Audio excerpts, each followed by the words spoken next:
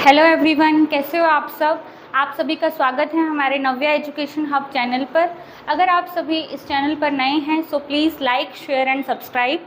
Please press the bell icon button for the regular updates and interesting videos. Today my topic is light. Class 10th का topic है ये light. इसमें हम reflection and refraction पढ़ेंगे। सबसे पहले हमें ये पता होना चाहिए कि व्हाट इज़ लाइट। लाइट के बारे में पढ़ेंगे हम।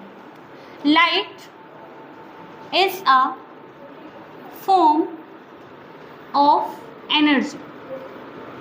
Light is a form of energy. Energy का ही एक रूप होता है। अब जैसे कि हमें पता है sun is the biggest source of light, जहाँ से लाइट निकलती है, एमर्ज होती है। ओके, सन ही लाइट का सोर्स है। ऐसे ही बहुत सारे सोर्सेज होते हैं हमारे लाइट के। What are the sources of light? Like sun, bulb, tube lights. These are the artificial sources and sun is the natural source.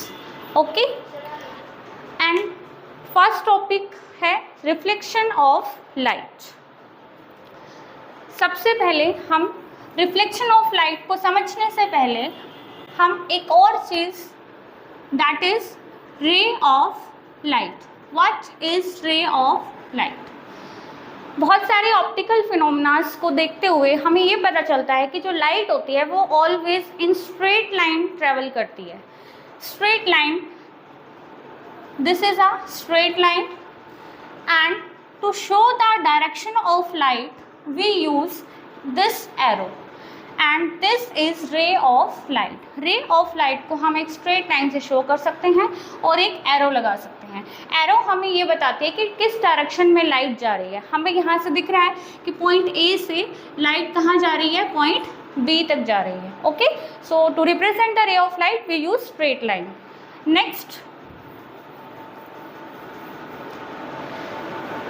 Next is reflection of light. ये एक लाइट फिनोमिना है। A phenomena of bouncing back of light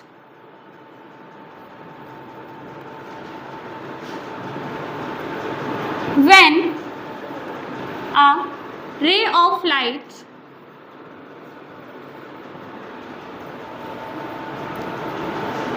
strikes a polished surface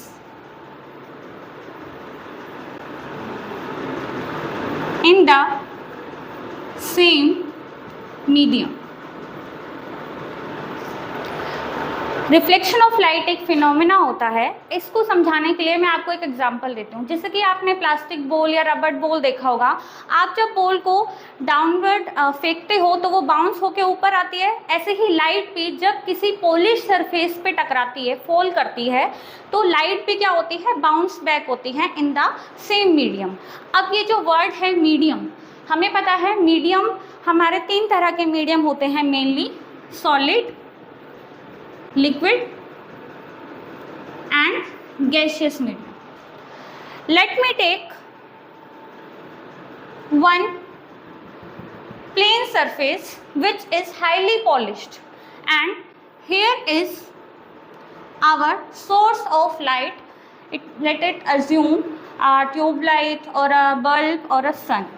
A ray of light coming towards this surface, a straight line coming towards surface. I show the direction of light. After striking with this surface, light bounce back in the same medium. This is, we assume this is air medium. So light come in air medium and also goes in air medium. So this light which is coming towards the surface, this is called incident ray. Let me mark these points. A, this point is P and this point is B. This AP line is called incident ray.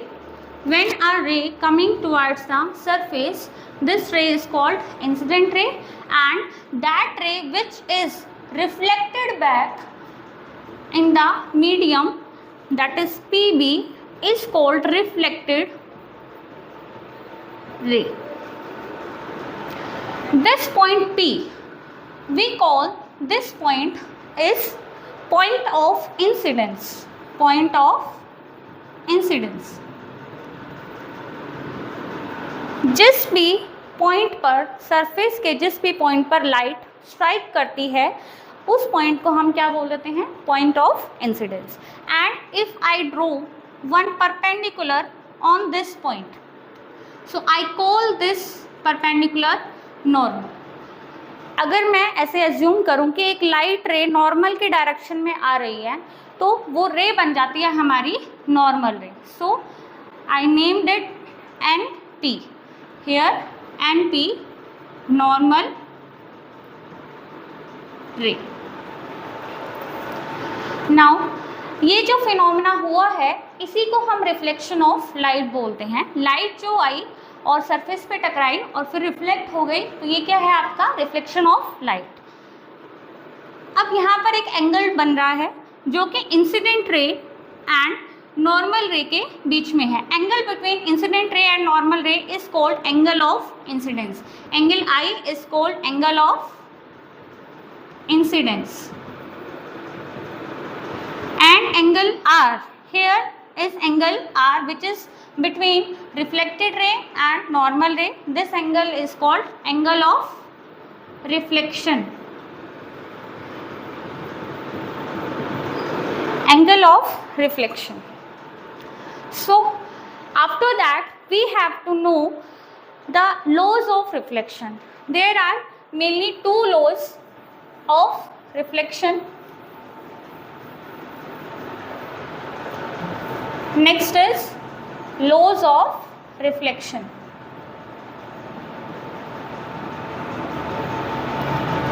First law, angle of incidence is always equal to the angle of reflection. ये दोनों angle always equal रहेंगे. Second rule is incident ray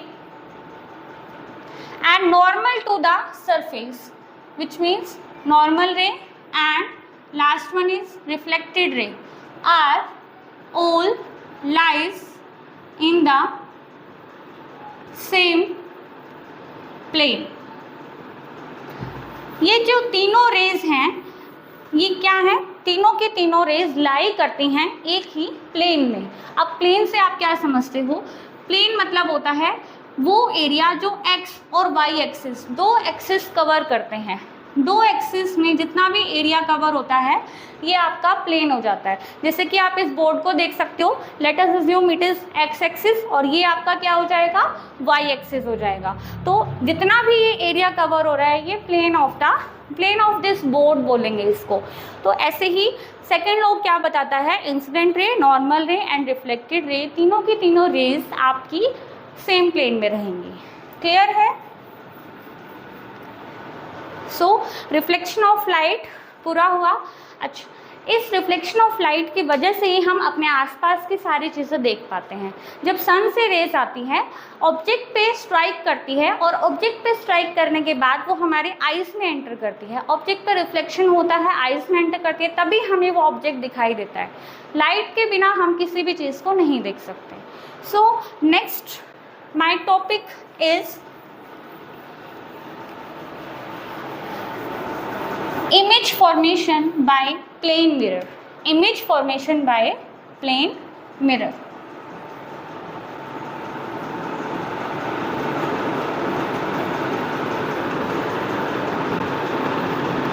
mirror तो आप सभी ने देखा होगा, रोज अपनी आपको देखते होंगे आप.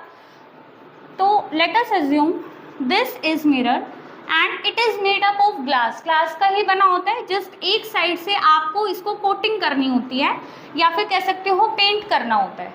तो एक सरफेस को अगर आप रफ बना देते हो ग्लास के, तो ये आपका एक मिरर बन जाता है. लेट अस अज्यूम इसके आगे कोई ऑब्जेक्ट प्लेस्ड है तो हमें इस मिरर में इसकी इमेज दिखेगी आपको। तो इमेज की कुछ प्रॉपर्टीज होती हैं। फर्स्ट प्रॉपर्टी इमेज की क्या है, जो साइज होता है, size of object is equal to the size of image. Object की जो आपको, जैसे मिरर में आप अपने आप को देखते हो तो आपको जो आपकी इमेज दिखती है मिरर में, तो ये आपका एक कोई ऑब्जेक्ट है, इसकी भी इमेज दिखेगी।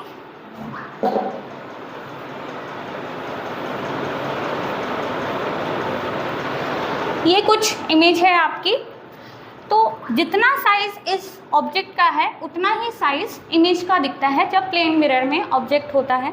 सेकेंड प्रॉपर्टी क्या होती है, image formed as far behind as the object. इसका मतलब क्या है, जितने डिस्टेंस पे मिरर से ऑब्जेक्ट है, लेट कर लेते हैं d डिस्टेंस पे है, उतने ही डिस्टेंस पे मेरी इमेज भी बनती है। जैसे जैसे आप मिरर के क्लोज जाते रहते हो तो आपकी इमेज भी आपके क्लोज आती है, और जैसे जैसे आप पीछे जाओगे तो आपकी मिरर इमेज भी जो आपकी पीछे जाती है। ठीक है, ये आपकी सेकेंड प्रॉपर्टी होगी। थर्ड प्रॉपर्टी होती है जो इमेज फॉर्म्ड होती है। Image form is virtual and erect.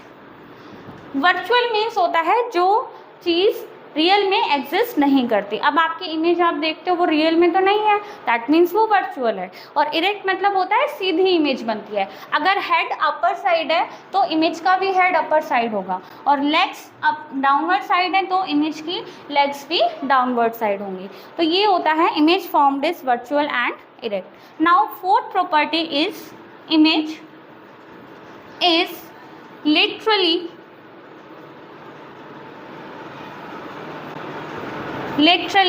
Inverted. Image जो आपकी फॉर्म्ड हुई है वो लेटरली इन्वर्टेड है। Let me write this on the upward side. Last property is image formed is laterally inverted. Now this word lateral inversion भी बोल सकते हैं हम इसको। लेटरल इन्वर्जन का मतलब क्या होता है, जब आप मिरर के सामने खड़े होते हो तो अगर आप अपना राइट हैंड अप करते हो तो वो इमेज का लेफ्ट हैंड अप होता है, और अगर आप अपना लेफ्ट हैंड अप करते हो तो इमेज का कौन सा अप होगा, right hand. So this property is lateral inversion. So इसलिए हम बोलते हैं जो इमेज बनती है आपकी वो लेटरली इन्वर्टेड बनती है। ओके, नेक्स्ट यही है 4 प्रॉपर्टीज हैं इमेज की जो प्लेन मिरर से बनाई जाती हैं। Now next is spherical mirrors. Main topic यहीं से स्टार्ट होता है आपका, स्फेरिकल मिरर्स।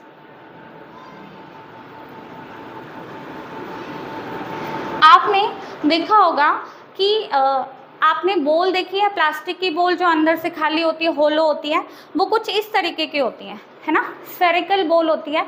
तो ऐसा ही मान लो हमने ग्लास ले लिया एक स्फेरिकल। जब हम ग्लास ले लेंगे कुछ इस तरीके का दिखेगा आपको। अगर मैं इसका कुछ हाफ पार्ट कट कर देती हूँ, लेट मी कट दिस, तो यहाँ से इस हाफ पोर्शन को हम इधर निकाल लेंगे। ये कुछ कर्वी जैसे सरफेस दिखेगा। Now this surface is curved surface, और ये ग्लास कैसे आपका कर्व्ड सरफेस है। यहाँ से हम 2 तरह के मिरर बना सकते हैं। ये जो आपने कर्व्ड मिरर लिया है, अभी मिरर बना नहीं है, ये सिर्फ ग्लास है। इसको मिरर बनाने के लिए हमने क्या करना है, एक साइड से कोटिंग करनी होती है। 2 तरह से हम इसको कोटिंग कर सकते हैं, इनर साइड से भी कोट कर सकते हैं और आउटर साइड से भी कोट कर सकते हैं। तो स्फेरिकल मिरर 2 टाइप के होते हैं। अगर मैं इस इनर सरफेस से इसको कोट कर देती हूँ तो ये आपका नॉन शाइनी साइड होता है, and this side is shiny, और we can call this side is reflecting। कैसी है ये, रिफ्लेक्टिंग है। so this mirror, इस मिरर का नाम हो जाता है convex mirror। and if I coat this glass from the outer side, so this surface is non shiny and this surface is shiny, and also reflecting, and this mirror is called concave mirror. आपने spoon को देखा होगा सभी ने, तो वो कैसे होता है, उसका ऊपर वाला पार्ट ऐसा होता है. जब आप इधर ये वाला भी सरफेस शाइनी होता है inner side, and outer side भी सरफेस कैसा होता है, शाइनी सरफेस होता है. तो उसका इनर सरफेस जिसका शाइनी होता है, इधर वाला पोर्शन क्या होगा, कनकेव होगा, और आउटर वाला पोर्शन आपका कन्वेक्स हो जाएगा. ओके, सो स्फेरिकल मिरर्स, दो मिरर होते हैं, दो तरह के mirror, convex mirror and concave mirror होते हैं. ओके, इसके बाद हम कुछ इंपॉर्टेंट टर्म्स पढ़ेंगे related to these mirrors. Next is some important terms करेंगे हम.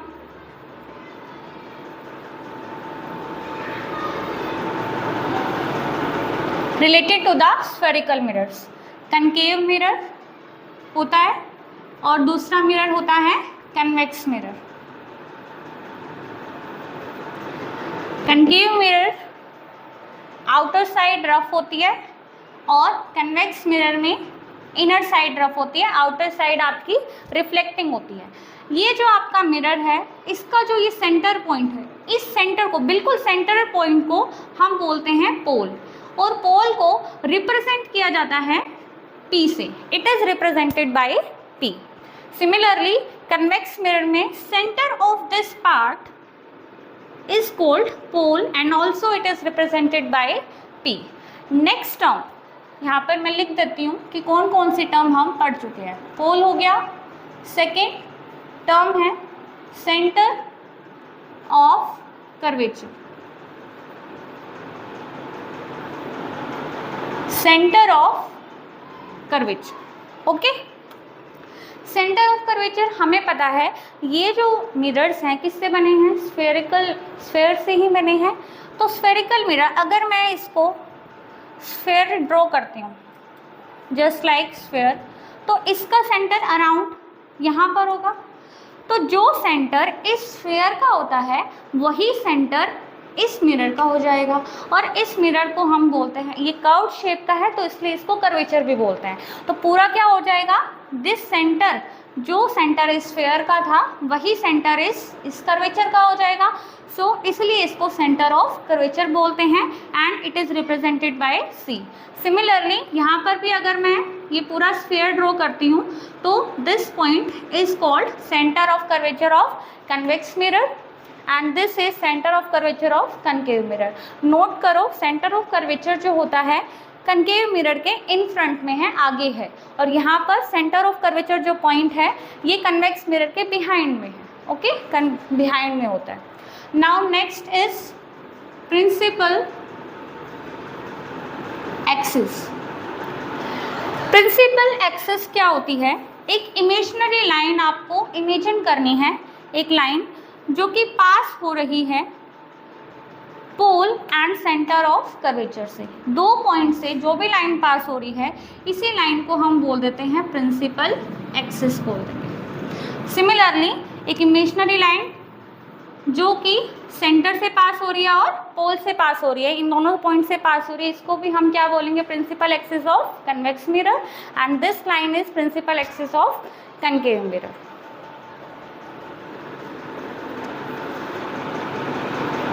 नेक्स्ट आपका पॉइंट है रेडियस ऑफ कर्वेचर. यहाँ पर देखिए दिस पोल और इस सेंटर के बीच में जितना भी डिस्टेंस है, इस डिस्टेंस को हम रेडियस ऑफ कर्वेचर बोल देंगे. एज वी ऑलरेडी नो कि ये सेंटर होता है, सेंटर का ये स्फेयर होता है और ये क्या है, स्फेयर का सेंटर है. तो किसी भी पॉइंट से सेंटर तक के डिस्टेंस को हम क्या बोलते हैं, radius of the sphere.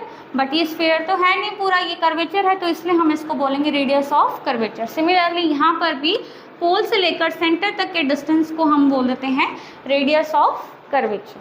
Okay, ये आपके कुछ इंपॉर्टेंट पॉइंट्स थे. 2 मोर इंपॉर्टेंट पॉइंट्स हैं. 5 number principal focus. Principal focus क्या होता है? इसको करने से पहले मैं आपको एक चीज़ें बताना चाहती हूँ। कुछ हमें शुरू में आपको पढ़ाया था कि जो लाइट रेज होती हैं वो स्ट्रेट लाइंस होती हैं। ओके, अगर हमारा सन है जो इन्फिनिटी पे हम इसको कंसिडर कर सकते हैं, बहुत दूर है ना, तो बहुत इन्फिनिटी पे बहुत दूर है हमारा सन, तो सन से जो रेज निकलती हैं वो पैरेलल रेज निकलेंगी। और पैरेलल रेज जो होती हैं हमने यहाँ पर कंसिडर करना है कि हमारा सन इस कनकेव मिरर के सामने है, बहुत दूर है, इन्फिनिटी पे है, तो यहाँ से पैरेलल रेज निकलेंगी parallel to the principal axis, parallel to the principal axis. मैंने यहाँ पर 3 रेज ड्रॉ करी हैं जो कि किसकी तरफ आ रही हैं? मिरर की तरफ आ रही हैं, कनकेव मिरर की तरफ, पैरेलल हैं प्रिंसिपल एक्सिस के। After reflecting from these points, these rays meet at 1 point. कहाँ पर मीट करेंगी? 1 पॉइंट पर, और इसी पॉइंट को हम क्या बोल देंगे? Principal focus, that is represented by F. So concave mirror में this is principal focus. Now come to the convex mirror. जैसा कि हमने इस केस में अज्यूम किया था, सन जो है इन्फिनिटी पे है, इन्फिनिटी से हमारी कैसे रेज आती हैं? पैरेलल रेज आती हैं। अगर हम पैरेलल रेज ड्रॉ करें, पैरेलल किसके होगी? प्रिंसिपल एक्सिस के पैरेलल होगी। यहाँ पर भी मैंने 3 रेज शो करी हैं which is parallel to the principal axis. अब क्या होगा, ये जो रेज हैं ये कन्वर्ज नहीं होती हैं, रिफ्लेक्ट होने के बाद कुछ इस तरीके से ये रिफ्लेक्ट होती हैं, रिफ्लेक्ट हो जाएंगी कन्वेक्स मिरर में हमारे रेज। अगर मैं इनको बैक साइड पे मीट करती हूँ तो ये दोनों रेज, तीनों रेज यहाँ पर मीट करती हैं, तो इस पॉइंट को हम बोलेंगे focus, principal focus of convex mirror. Okay, तो principal focus of convex mirror है ये। अब देखिए आप यहाँ पर क्या हो रहा है, जितनी भी पैरेलल रेज आई वो एक जगह पर कन्वर्ज कर रही हैं, मतलब मीट कर रही हैं। जब मिल जाती है ना तो इस चीज़ को कन्वर्ज बोलते हैं। यहाँ पर क्या हो रहा है, 3 रेज आई पैरेलल और वो ऐसे फैल गई, डाइवर्ज, इस चीज़ को बोलते हैं डाइवर्ज हो गई हमारी रेज। डाइवर्ज होने के बाद तो इस यहाँ पर कनकेव मिरर के केस में कन्वर्जेंस होता है और कन्वेक्स मिरर के केस में डाइवर्जेंस होता है लाइट का। Now last term is focal length. Focal length, focal length को हम रिप्रेजेंट करते हैं स्मॉल एफ से, प्रिंसिपल फोकस को कैपिटल एफ से किया था। फोकल लेंथ क्या होगी? पोल से लेकर फोकस का जो डिस्टेंस होता है, distance between pole and focus is called focal length. Similarly here distance between pole and focus is called focal length. आपको यहाँ पर नोट करना है कि कन्वेक्स मिरर में focus, centre of curvature right side होते हैं और यहाँ पर लेफ्ट साइड होते हैं। मिरर के फ्रंट में होते हैं, यहाँ पर मिरर के बैक में होते हैं। ओके, एक और टर्म रह गई है, दैट इज अपर्चर। अपर्चर क्या होता है? Diameter of this curvature. आपको ये कर्वेचर दिख रहा होगा, let me name it x and this point is y. This xy distance is called aperture. Aperture of the curvature क्या होता है? diameter of the curvature. Similarly यहाँ पर इस पॉइंट को मैं x डैश नाम दे देती हूँ और इस पॉइंट को y dash. So this x dash y dash distance is also called aperture. Diameter जो होता है आपका aperture होता है। So that's all for today. Thank you for watching me. And अगर आपको मेरी वीडियो पसंद आई हो तो प्लीज़ लाइक करें, शेयर करें एंड सब्सक्राइब करें। बाय।